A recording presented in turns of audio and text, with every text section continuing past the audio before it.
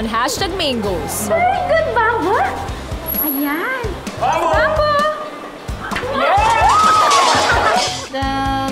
Yun. Down, good boy. Kiko. You with energy. Kiko. Kiko. Turn! Turn! Yun o. Tuloy pa rin ang masayang animal adventure dito sa #Main Goals. #Goal achieved na ang mga besties kasama ang mga alaga nila. So, that means it's our time to shine. Tayo naman, Kiko. Meet Kiko. Alright. Dogs are forgiving, loyal, and always glad to see you. And you can have so much fun together, just like this. Sit. Sit. And then hi. Yeah. Good job. Sit. Sit. Sit. And then turn. Good job. Alam niyo si Kiko, dati pag-alagala lang yan sa jungle. Pero ngayon, artista na siya dito. Nakahanap na siya ng family. So, Kiko, ano gusto mo sabihin sa kanila? Kiko! Wow! Thank you daw. Thank you daw for watching. Good job! O, dali, let's say bye na. Let's say bye. Sit. Sit again. Sit tayo. Sit. Sit. And sit. And then, hi! Hi, everyone! Yay! Good job! Thank you, my everyone. Hi! Alright, thank you so much, Trainer Main. So all the animals that you've seen today, they were sick, injured, abandoned, and nursed back into good health. Every one of them has a story to tell. They want to teach you that they are here, representing their cousins in the wild and those on the street. All they ask is that we protect their fragile environment that they called home, and don't let any more species disappear forever. So please give freely of your kindness and compassion from the dogs on the street, from the bats in the sky, and to the snakes on the forest path. Give them your promise to do your part to help, because they are all counting on us.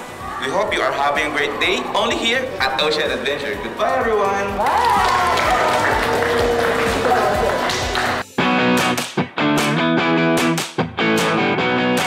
Sisimulan na namin ang trabaho dito sa Ocean Adventure.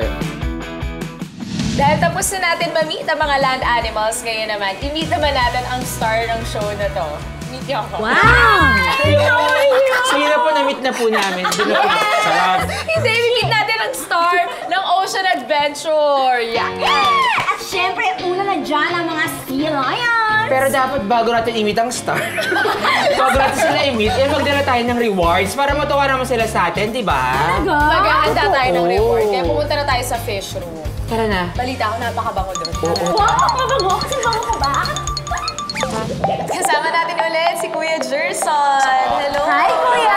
Gerson, okay lang po. O, tuturuan niya tayo ngayon kung paano ba maghanda ng papakain natin sa mga marine animals dito sa Ocean Adventure. And then dito yung mga names ng animals namin. Ito po yung mga dogfish, yung cetaceans, sea lions.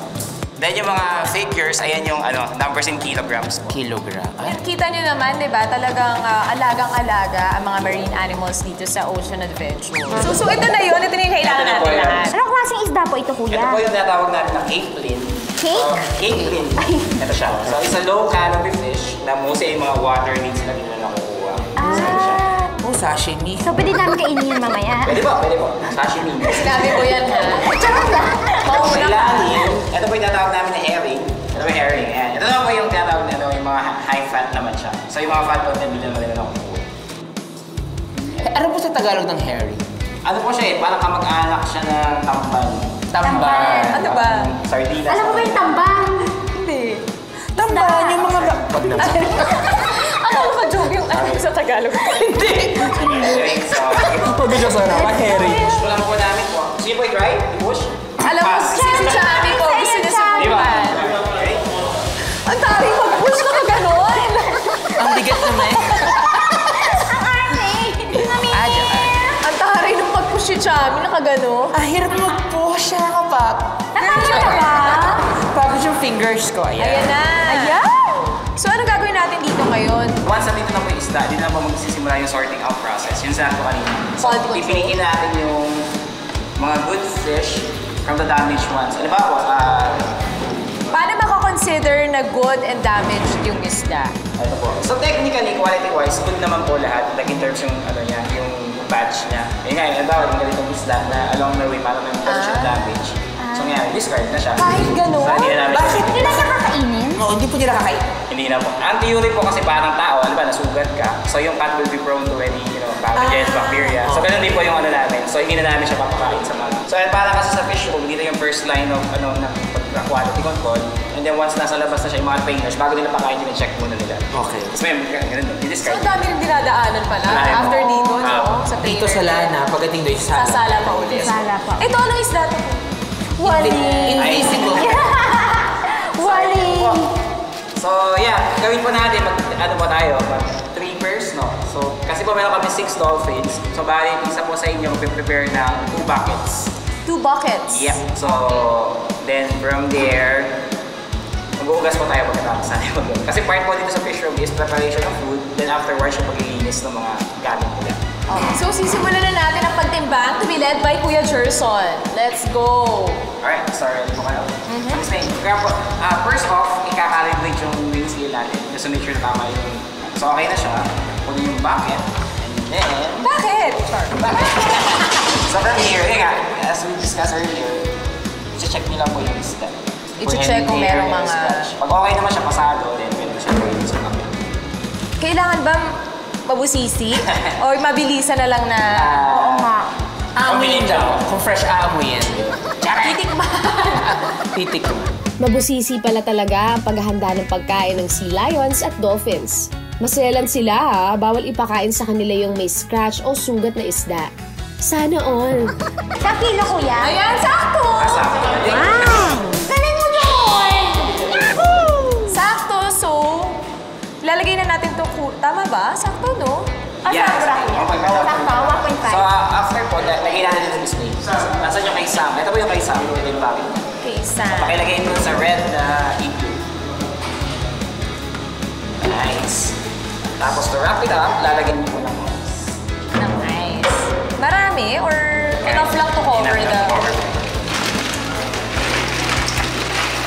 So yan din yung ice na gagamitin sa lunch natin.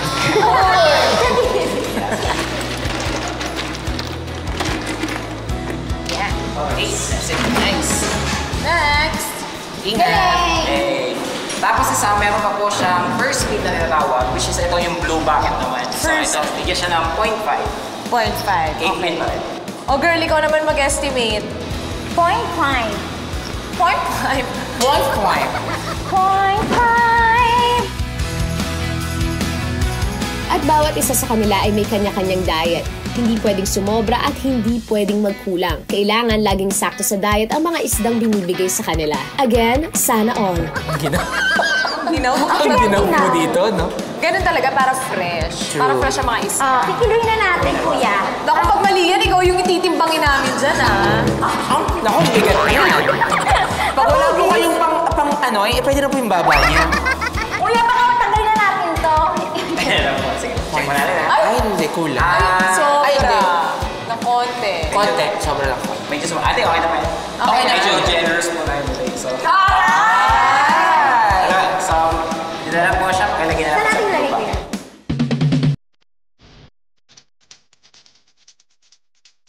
Chani? So, pakikita ng 8 sa red bucket, then another 0.5 sa blue bucket. Ito po, ito eh. Sa inyo. Same.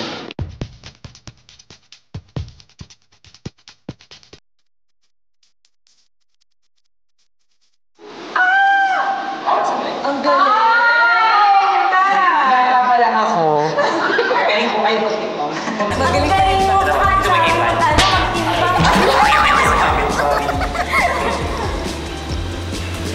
Grabe, may na-discover ako sa aming talent natin.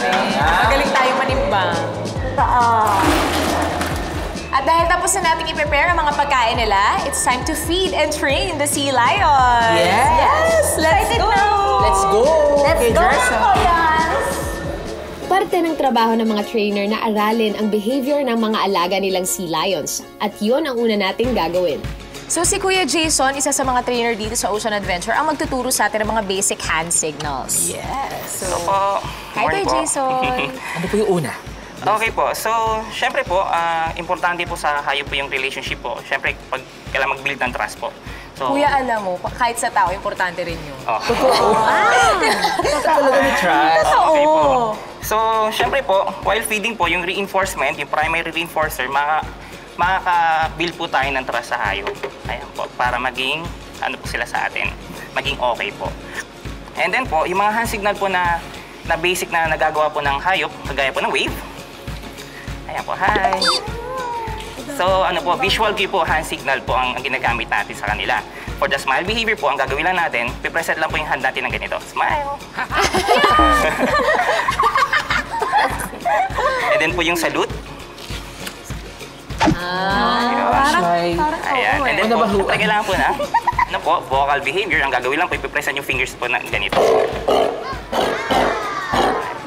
And then tongue out, ang gagawin lang po. Ano po yan? Tongue out po. Ang gusto mo na mag-try po. Siyempre po, yung pinakamalapit kay Sophie. Sophie, Pinakamalapit sa sa'yo. mga pinakamalapit sa mga hayop. Alam mo na, Sabi mga na, besties. True, go. Hindi lang kayo mga besties ko. Ayan po. Sige, try nyo po ma'am. Mag-wave muna po kayo ma'am. Wave. Ay, sorry. Ang street? Kuya, kahit malaki kakainin niya. Opo. Ayan. So, try nyo po ma'am ng smile. Ayan ma'am. Kaya po yung handbrake. Pogi yung pogi. Fish ulit. Ayan po yung index fingers po kayo yung dalawa. Ganun po ma'am. Ay. Bango. Ako mismo eh. Try po. Ay, ikaw na. Jami ka. Ay, ikaw na. Ikaw na. Kaya mo yan, girl. Ano pong gagawin? Alam mo, nandito lang naman ako para manood. Ano po yung mga... Salute ma'am. Ay, try nyo po salute. Ganun po. Grabe, salute, ma'am. Oh! Okay. Ito yung ayoko. Dito ako natatakot. Actually, pag mag-feed po sa kanya, ganyan po. Yan na. Hindi niya po hahablutin yung fish. Ah, talaga po? Opo. Pwede itcha po, ganun. Pwede po. Sige, try ko po ah. Okay po. Yay! Wow! Pag gano'n, ano po yung gano'n? Smile po yun. Ano po yung, yung tumatahol? Ganun po. Ganun. Ganito? Yeah. Ano po. Sige, grab niyo po yung flipper niya. Handshake po kayo. Handshake. Handshake. Yun. Okay, mag-cast na po tayo ng behavior. So, like smile. Ganun po yung smile. Ayan. Ano pa? Fish. Ihagis ko na lang Oh, sige po. Ano pa? Okay, sige, sa stage na tayo. Let's Para hindi tayo mabasama. lalanguyin ba natin ito? Sophie, let's go. Charot. Paano siya mapupuntahin doon, kuya? I-ano lang po siya dun. Po-point lang po siya ng Tara na rin. More pa daw ang kayang gawin ni Sophie, kaya sana sumunod pa rin siya sa amin.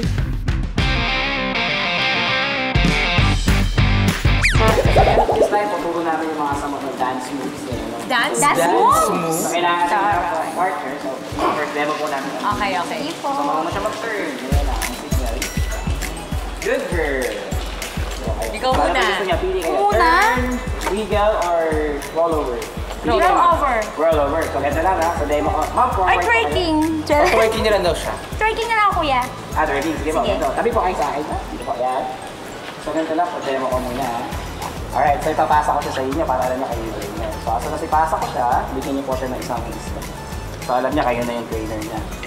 So, okay, so tingnan niyo lang siya sa mata. Then, sige po, go, wiggle. Yay! Ano po next? Roll over. Roll over po. So, ang roll over, wala hindi, tutulong siya pa maga. Hindi lang naman din ako. Good. Pag ginawa tama, hindi po sa started yung isang ganun pa. Isang isda. Oh, Sophie. So, right hand, point down. Point down, then roll. Galing ni Chami! Okay, saan ba? Try natin. Sige. Pwede natin i-train. So, pakihawak ko yung target. Remember the hand signal, ganun po. Turo nyo siyang pakanan. Yun, okay. Oh, magic. Oo nga. Yay! Good job! Yay! Aside that, marunong din po sila ng mga tinatawag ng aerial feeding, which yung mga tumatalo. Ay, area. Gusto nyo pakita ko. Sige, sige. Nga po. Pero Kuya Jerson, pwede ikaw muna magpakita. Sige po, sure. Hindi ikaw muna itatanong. Medyo hindi po ako built. Okay, so pasa ko muna po na kay Trainer Jason. So, we go! Sige, pwede pa kayo lumapit ang konti. Yes! Sarap. Pagawin lang din po. Sige, pagkanis mo. Sige. So, itatahanin lang muna. So, pwede nyo siyang hold ng dito para mag-reference kayo. So, Yan, tapos ganon? Yep, Tama ba? ganun, pa-scoop. So, yung hintayin nyo yung timing na ano na siya, paangat na siya sa puti. Sige. Ready po kayo? Trinus. So, dito po kayo. Parang gusto. Yan. Ready? So, tingnan mo. Ready? 1, 2, 3, and go! Sophie! Sophie! And go, flick! Ang galing naman! Yay, basa na kasi. Yay! Yay! Masana kami. O, ikaw naman. Kiklik! Thank you, Kuya Jerson. Nakapag-train na tayo ng Sea Lion thanks to Kuya Jerson and Kuya Jason. So that means, #GoAchieve! Bukod sa health, syempre dapat pogi and pretty din ang ating mga sea lions and dolphins. Kaya araw-araw silang merong physical check-up dito and minomonitor din sila para masiguradong okay sila ng mga nag-aalaga sa kanila. So ngayon, since tayo nag-train tayo sa kanila, ikaw naman yung naatasan na mag-physical check-up kay Sophie. Si Sophie lang naman, di ba nagkaroon na kayo ng relationship? Close naman na kayo. Mga ganyan, sa mga Oo. physical, Correct. Since na-forge na yung relationship nyo, ikaw na gumawa ng physical check-up sa kanya. Okay po. So, every morning po, chine-check po yung flippers sila. Flippers.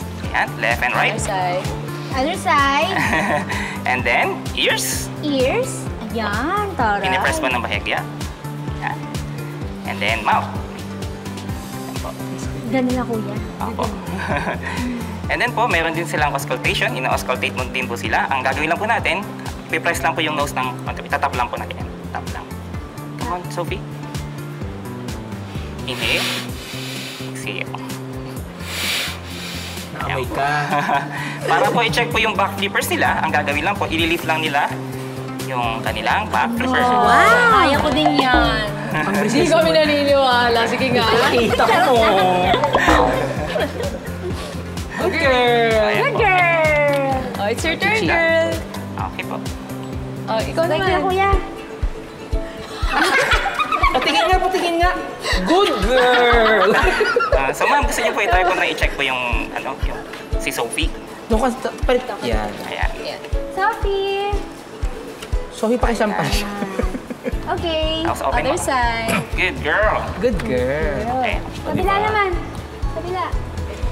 Be. Very Be, good. kabila. Very Then good. open mouth po, ang gagawin lang po. Yan lang po. Ah! See? Pasok mo. May pinabrush ba yung teeth nila? Opo, binabrush din po yung teeth nila. Tama na. Nangawit na. Everyday din po. Everyday din. Di ba, kuya? Gagawin din natin yun mamaya. di ba? Nose. Tama. Tip, tip, tip, tip. Oh, yung fairness. Sige pa, sige pa. Huwag ka mano. Okay. Pagdating And then, po check ba? nyo na po yung ears nila. Ears Ears, naman. ears. Check kung may discharge. Di ba, ganito, kuya? Ganyan po. Titikman ha pag may Sige. Mga ganun nyo po. Ganyan. Then, Baliktad! Hindi kasi naman, tenga naman yan, hindi naman siya sisinga. Di ba ganun? yan. Ah, Oh, ikaw naman, check. Para i-lift niya po yung back flippers niya, ang gagawin niya lang po, ipipress niya yung hand niyo po ng ganun. Ayan, sige. yoga! Hindi, isa pa po, ma'am. Pagalit. One more po. Up, yan po. Yeah! Sophie, kaya ko din yan. Yoga ako eh. Kaya niya yan? Direct. Ganun na kuya. Opo. So everyday yun ang po yung natin na ginagawa for daily check-up nila for their health monitoring po everyday. Lahat sila, tapos 11 sila dito. Opo, So lahat ginagawa opo. niya yan. Ikaw lang kuyang naka-assign or Hindi po. nakahati-hati naman sa'yo? Ang Sea Lion trainer po, minsan po 3 person po and then minsan po 5 po kami para lang po ma-work po yung nila. And then ma-check po yung health nila. Sophie, bye! Bye! Thank you, Kuya Jason. Fish, Salamat. fish, fish, fish. Kaya mo mag-hashtag? Hashtag goal at si... Nagawa mo na, Chi, ang check-up para kay Sophie. So, Hashtag goal at si... So, nandito na tayo ngayon sa lab ng Ocean Adventure. Grabe. Parang iba yung feeling dito. Diba? Parang pakiramdam ko. Kaya nga eh. Needle yung nakaalala ko sa labas na yung amoy, di ba? Correct. Pero kasi bukod sa pagpapasaya sa mga bumibisita dito sa Ocean Adventure at pag-encourage na mas ma-appreciate ang marine animals and wild animals, syempre minimake sure din ng mga staff dito na okay ang kalusugan ng mga inaalagaan nila. Kaya meron silang regular physical and health check-up dito. Kaya ngayon, ito makakasama natin si Doc Antoinette, ang resident doctor. Hello, Doc. Hello. Ayan. Para ipaliwanag niya sa atin kung gaano ba ka-importante ang regular check-up ng mga animals dito. Oo. Hi again, Doc. Hello po. Since wild animals sila, it's very important na meron silang regular check-up. Kasi as wild animals, they don't necessarily show signs of illness. So usually, tinatago nila yon kasi kapag nasa wild sila, kapag nag-show sila ng sign of weakness, magiging prey animal na sila. So minamask nila yon, tinatago nila yon. So kaya dito, we call it preventive medical plan, para siyang annual physical exam ng mga tao. So the preventive medical plan pag sa dolphins is every 4 months, tapos every 6 months naman siya sa sea lions. Tapos yearly siya for our terrestrial animals. So, para siyang general check-up sa mga tao. Pero ano naman yung proseso, ano yung ginagawa regularly? Yung meron ba silang daily check-up? Bukod dun sa physical na tinuro sa atin ni Kuya Jason. So every day, coming vets, we actually go to the different areas. Tapos twice a day yun, so we check them in the morning and sa hapon din before we go home. Just to be sure na everything looks normal. Pero Doc, nabanggit nyo na chine-check nyo every day to make sure that everything's normal. Pero nabanggit nyo din kanina na minsan parang kino-conceal nga nila kung meron silang nararamdaman or anything. Paano nyo nalalaman na normal talaga yung state nila? Yun yung importance ng trainer. So, yung relationship nila with the trainer. So, kami as vets, hindi kami as close sa animal as yung closeness nila sa trainer. So, yung ibang trainer, dahil ilang years na nila kilala yung animal, slight difference lang sa behavior, alam na nila agad. So, if they notice something different, sasabihin nila agad sa amin and we come and inspect further. Medyo matamlay, kasi everyday nilang Ewan po, ano po yung usually nyo pong ginagawa dito sa clinic? So, dito, basic lang yung nagagawa namin. So, we do basic complete blood count, saka serum chemistry. Nagsa-cytology kami ng respi, gastric, saka fecal sample nila. Other than that, we do send it out sa ibang labs. Ano po yung high risk sa kanilang para magkasakit? Dahil po ba ito sa pollution, plastics, or climate change? So generally, kagaya natin, pag nasa labas tayo, di ba pwede din tayo makakuha ng mga sakit-sakit. So that's possible with them.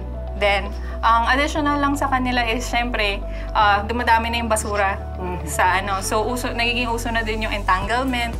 Lalo na yung mga nets na free-floating, yung naiiwan ng mga fisherman. So, nalulunod yung mga dolphins saka mga sea lions. Tapos, sa ibang countries, madaming ships na dumadaan-daan. Very normal din yung natatamaan sila ng mga boat propellers. Nangyayari pala yung mga ganun, Ang dolphins po ba siya kasi lions, may mga rin po vaccine? Oo nga. Sa ibang lugar, nagpa-vaccinate sila. So may mga vaccines kasi na if it's not needed in the country, you don't give it. Like, kunyari, hindi present dun yung sakit. So mas delikado pa if you introduce it. Ayan, thank you again, Doc Antoinette. Thank you po, Doc. Sa last day ng ating animal encounters, mamimit naman natin ang friendliest creatures of the sea, ang mga dolphins. Try mo. Hello! Next, turn around!